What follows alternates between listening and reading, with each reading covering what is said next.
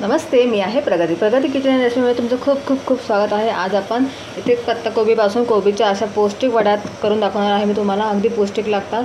तर ह्या वड्या 15 ते 20 दिवस अगदी आरामात टिकून राहतात। तुम्ही यांना स्टोर करून ठेवू शकता। जेव्हा तुम्हाला खायचे असतील तेव्हा तुम्ही काढा आणि यांना डीप फ्राय करा।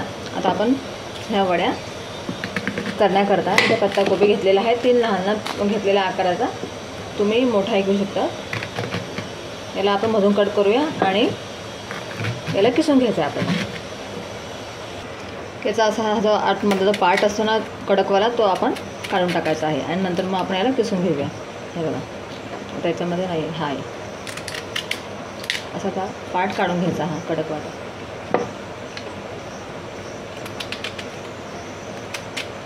खूप छान लागते, पौष्टिक लागते। ही मुलंही अगदी आवडीने खातील आणि अगदी कमी वेळात बनते आणि 15 ते 20 दिवस तुम्ही अगदी आरामात तिला स्टोर करून ठेवू शकता। जेव्हा लागेल तेव्हा तुम्ही हिला तळून खाऊ शकता। आता आपण हिला किसून घेऊया।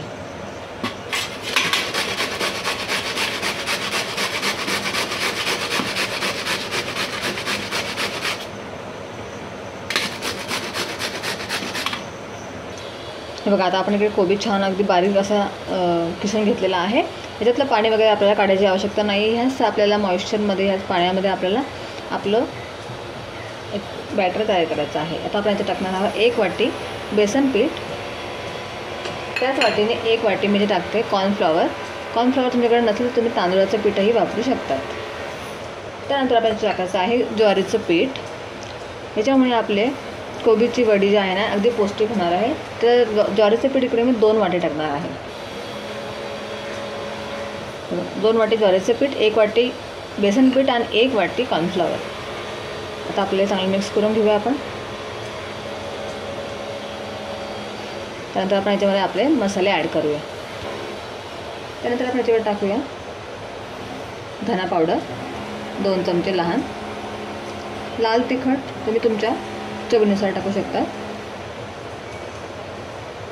हळद पाव चमचा, बडीशेपची पावडर 1 चमचा, 1 चमचा जिऱ्याची पावडर,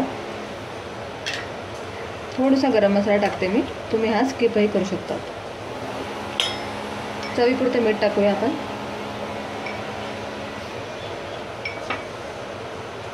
आता आपण हे मिश्रण चांगले मिक्स करून घेऊया।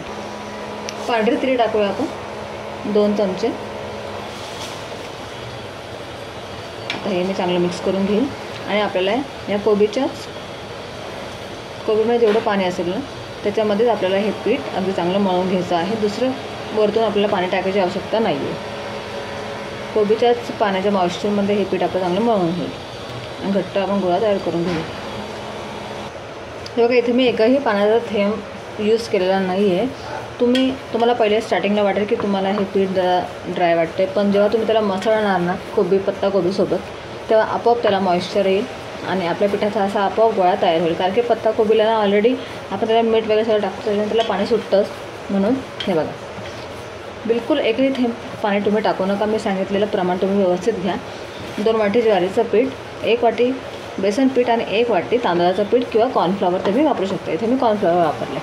त्याच्यामध्येच तुमचं हे 1 पत्ताकोबीच्या मोठ्या कांद्याला एवढं प्रमाण पुरेसं आहे। आता माझ्याकडे 3 लहान होते ना, त्या हिशोबाने मी घेतले। आता मी याच्या 2 वड्या करेन अशा प्रकारे। आता मी याला इडलीच्या भांड्यामध्ये स्टीम करण्यासाठी मी इडलीचं एक भांडं घेतलेलं आहे।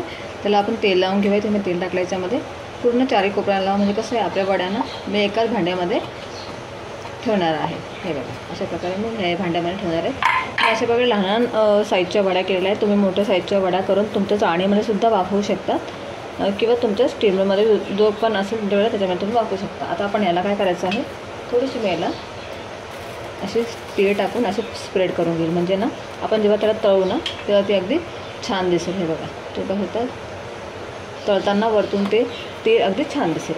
तर मी अशा प्रत्येकीला करून घेईल।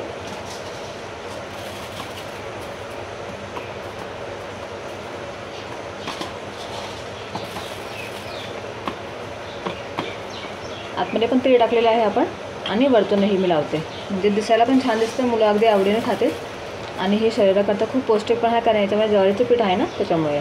आणि बिलकुल आपण पाण्याचा वापर याच्यामध्ये केलेला नाही, त्यामुळे हे 15 ते 20 दिवस अगदी आरामात आपण याला स्टोअर करून ठेवू शकतो. जेव्हा लागेल तेव्हा आपण तळू शकतो. आता मी ह्या तिघी वड्यांना याच्यामध्ये 4 वड्या असं ठेवून देईल आणि आपण याला आता 20 ते 25 मिनटाकरता याला मी स्टीम करून घेईन. हे बघा, स्टीमरमध्ये आपलं पाणी छान गरम झालेलं आहे. आता आपण याच्यामध्ये आपले भांडे ठेवूया आणि 20 ते 25 मिनटाकरता मी याला स्टीम करून घेणार. तुम्हाला मी दाखवते. हे बघा, 15 ते 20 मिनटं झालेलं आहे. आता मी गॅस बंद करते. आपल्या कोबीच्या वड्या अगदी छान वाफलेल्या आहेत. आता आपण ह्या काढून घेऊया. मस्त वगैरे झालेल्या आहेत. 15 ते 20 मिनटापर्यंत ठेवल्यानं तुम्ही ते अगदी मस्त बनतात. आता मी ही काढून घेते. हे बघा, आपल्या कोबीच्या वड्या अगदी मस्त वाफलेल्या आहेत. आता आपण याला पूर्णपणे थंड होऊ द्या, मग मी तुम्हाला कट करून दाखवते आणि पुढची प्रोसिजर पण दाखवते. हे बघा, आपल्या कोबीच्या वड्या पूर्णपणे थंड झालेल्या आहेत. आता तुम्हाला मी कट करून दाखवते. इथे एका साईडला आपण थोडंसं तेल टाकून घेऊ. इथे मी जास्त पण तेल टाकणार नाही आहे, अगदी थोडंसं आपण याला शेलो फ्राय करणार आहे, डीप फ्राय नाही करायचं. त्यामुळे मी अशी पसरट कढई घेतलेली आहे. तुम्ही पण अशा प्रकारेच घ्या आणि याच्यात थोडंसं तेल टाकायचं आहे आणि तेल थोडं गरम होऊ देऊया. तोपर्यंत आपल्या वड्या आपण कट करूया. हे बघा, आता आपल्या वड्या मस्त थंड झाले ना की एकदम व्यवस्थित कट होतात ह्या आणि तळल्यावर तर खूपच छान लागतात चवीला. हे बघा, तुम्ही पाहू शकता अगदी मस्त बनलेल्या आहे आपल्या वड्या आणि त्या छान शिजलेल्या पण आहेत. आणि जेव्हा आपण तळू ना त्यावरची जी तीळ आहे ना ती अगदी छान दिसते आणि टेस्टला पण खूप छान लागतं. अशा प्रकारे मी बाकी सगळ्या वड्या कापून घेईल आणि मग तुम्हाला मी तळून दाखवते. अगदी सहज कापली जाते ती वडी आणि त्यामुळे ज्वारीचं पीठ असल्यामुळे ह्या वड्या पौष्टिकसुद्धा आहेत. लहान मुलं अशी ज्वारीची भाकरी वगैरे खात नाही ना, त्यांना तुम्ही अशा प्रकारे रेसिपी जरूर करून दाखवा. त्याच्यामुळे त्यांच्या शरीरामध्ये ज्वारीचं पीठही जाईल आणि पौष्टिकही लागतं आहे. हे बघा, आता मी एवढ्या वड्या ह्या थोड्याशा शॅलो फ्राय करून घेईल. बाकीच्या ह्या ज्या वड्या आहेत ना मी ह्या स्टोअर करून ठेवणार आहेत. ते 10 ते 15 दिवसापर्यंत ह्या राहू शकतात. आता आपल्याला जेवढं लागेल तेवढं आपण घ्यायच्या, तळायच्या आणि खाऊ शकतो. बाकीच्या आपण स्टोअर करून ठेवू शकतो. आता हे बाकीचे मी ठेवणार आहे आणि तुम्हाला एवढं तळून दाखवते. हे बघा, ते पण आपलं छान गरम झालेलं आहे. आता आपण आपल्या वड्या त्याच्यामध्ये सोडूया.